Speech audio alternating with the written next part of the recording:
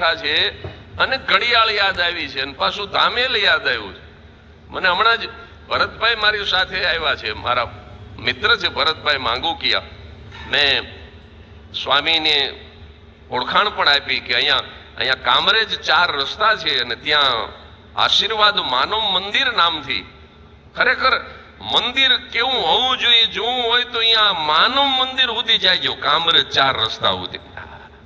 કારણ કે સાવ પાગલ, સાવ મંદ બુદ્ધિના ઉકરડામાં પડ્યા હોય, ફૂટપાથ ઉપર પડ્યા હોય, રેલવે સ્ટેશનના બાકડે પડ્યા હોય, જેને પોતાના નામનું પણ ભાન ન હોય, પોતાનું નામ ભૂલી ગયા હોય, ગામ તો ભૂલી ગયા હોય, નામ ભૂલી ગયા હોય, આવા પાગલોને, અને એક બે નહીં, આવા 700 પાગલ ભાઈ બહેનોને આ માણસ ત્યાં માનવ મંદિરમાં લઈ આવી, એને નવડાવી ધોવડાવી, એને વાળ કાપી, એને હારા લુગડા પહેરાવી, એનું રહેવું, ખાવું, પીવું, જમવું બધું જ મફત આપે છે સાહેબ. એને દવા પણ આપે છે.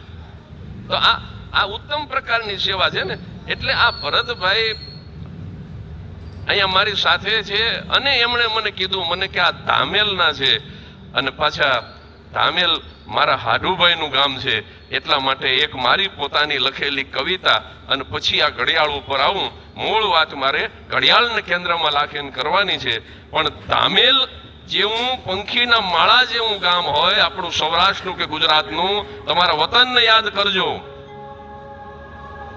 સૌરાષ્ટ્રનું ખોબા જેવડું ગામડું ત્યાં જઈને ઉભા હોય આપણા વતનમાં. છગનભાઈ ધામેલ યાદ કરજો. એટલા બધા રાજી થઈ ગયા. હું ખાલી અહીંયા મારી કળા રજૂ કરવા આવ્યો એટલી જ ખબર પડી. અને દામનગરમાં સ્વામી દીકરીઓની એક સરસ સંસ્થા ચાલે છે, સાવ ગરીબ બાપની, સાવ ગરીબ પરિવારની દીકરીઓને ત્યાં નિઃશુલ્ક ત્યાં રહેવું, ખાવું, પીવું. એક દીકરીનો ખર્ચ 25,000 રૂપિયા છે. આ છગન બાપાને હું આવ્યો એમાં એટલા બધા રાજી થઈ ગયા. 10 દીકરીના 2.5 લાખ રૂપિયા આ માણસે અત્યારે આપી દીધા. દામનગરની 10 દીકરીઓ. એટલે તમારું ધામેલ છે ને એ તમને અત્યારે આ કવિતામાં દેખાશે અને દરેકને પોતાનું વતન દેખાશે.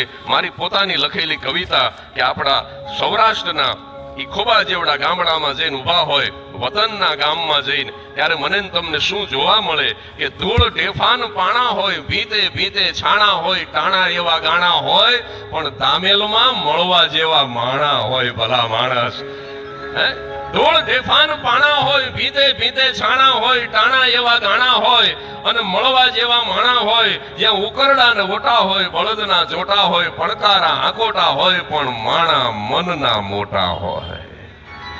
માણસ મનથી મોટો હોય એ મહત્વનું છે. ડોલરથી મોટો હોય, પાઉન્ડથી મોટો હોય, રૂપિયાથી મોટો હોય, એ તો ઈશ્વરની કૃપા કહેવાય. પણ સાથે સાથે મનની મોટપ, એના દિલની અમીરાત પણ એમાં ભળી જાય તો જીવ